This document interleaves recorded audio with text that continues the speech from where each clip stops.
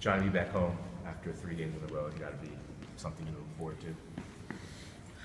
Yeah, hopefully, yes.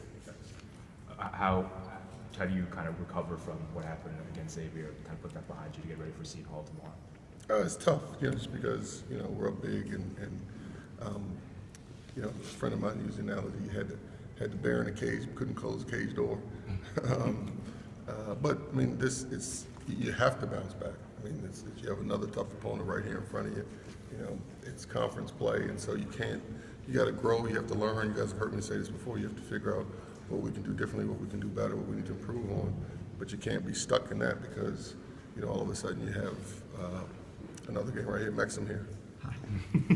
How do you think your front line has played absent the guys who are unavailable? Well, they have to play better. They have to give us more.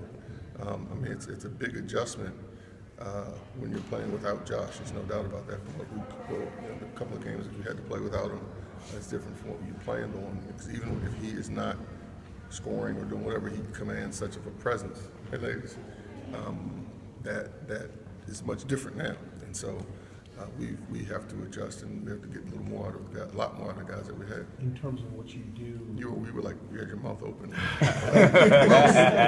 Well, second, you like. in terms of what you do playing inside out without those two, I mean, with what's there now and what you use, and how much different has it been? Significant. It's significantly different. I mean, in terms of just the total flow of the offense and what you're trying to do? How we try to skin the cat, the things that we are doing since our personnel has shifted, what we are doing has shifted also. John, when you have DeMonte and Markel going 40 minutes in a game, is that something that they can sustain throughout, as much as you need them to do it for? No, it's too much. I mean, we got to get them a blow. Looking back at it now, as he said, I should have pulled him out at this point, at that point, but they were the only ones scoring for us. Especially Markel. Markel's in good enough physical condition. He's a machine where he can, playing 40 minutes, he can do that easily. But at the same time, you got to give him, if nothing else, like a mental blow for a second to sit down and regroup.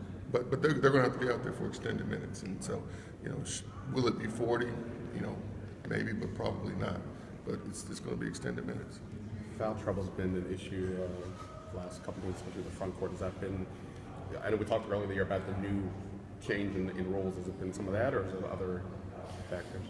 We were looking at that. I don't know. Because being depleted going into the game and then having a front line getting in foul trouble is hard to manage. So I don't want the guys to not be aggressive. You don't want to all of a sudden start giving up easy shots because, hey, coach, I don't want to foul. But we just have to work. We just have to work on how to defend better without fouling, and then not picking up cheap offensive fouls, which we've gotten a couple of those too. Because we've last couple of games on top of the guys that at the beginning of the game are not going to be out there. We've been in foul trouble, so we got to figure it out. Now that being said, I said this after the Butler game. I still feel like if we do get in foul trouble, if someone goes hurt, someone goes down, then everyone we got. However many guys we got, 12, 13, 15 guys that work really hard. The next guys better be ready to produce. John, we talked about protecting home court, obviously, but what you have in front of you, I know you don't look at that far ahead, but got Villanova, Creighton, and Michigan State after these next 2 home games. It's an elevated sense of urgency to protect your home court the next 2. It's a great scheduling with the Big East. Fantastic. But you mentioned those guys that are 2-3 games down the road. Forget. Seton Hall is a good team. Marquette's a good team, right. And so we're not worried about getting down there. But it is important that every team to protect your home court when at home. So hopefully we'll come out and play well tomorrow. When you see Seton Hall, do they look a little less haphazard as last year? It seems like they're coming together a little bit more now. I'm not sure that I felt they were haphazard last year. I think, but to the second part of your question, they definitely are coming together.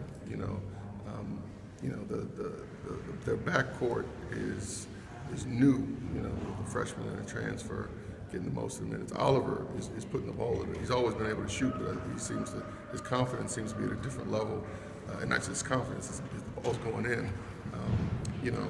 We're expecting Teague to be back, which adds a whole nother presence that they haven't had since conference to be his first league game. But going into that, I think he was averaging like 14 and 12 or something like that. So he gives them a whole dimension that they haven't had in conference play. And so they are a much different team than last year. Coach, you're on, kind of on the bubble in terms of tournament. Not thinking that far. Do you Man. lift your bets up at all? It's way too early to start stressing over that. We got to win the next game. When should we ask you about that? The Thursday before selection. Anything else, guys? How has the depleted roster impacted you practice-wise? What have you had? It's impacted everything. It's impacted everything. Obviously, we can't go as long. We try to still go hard, but you can't go as long. And it rotates.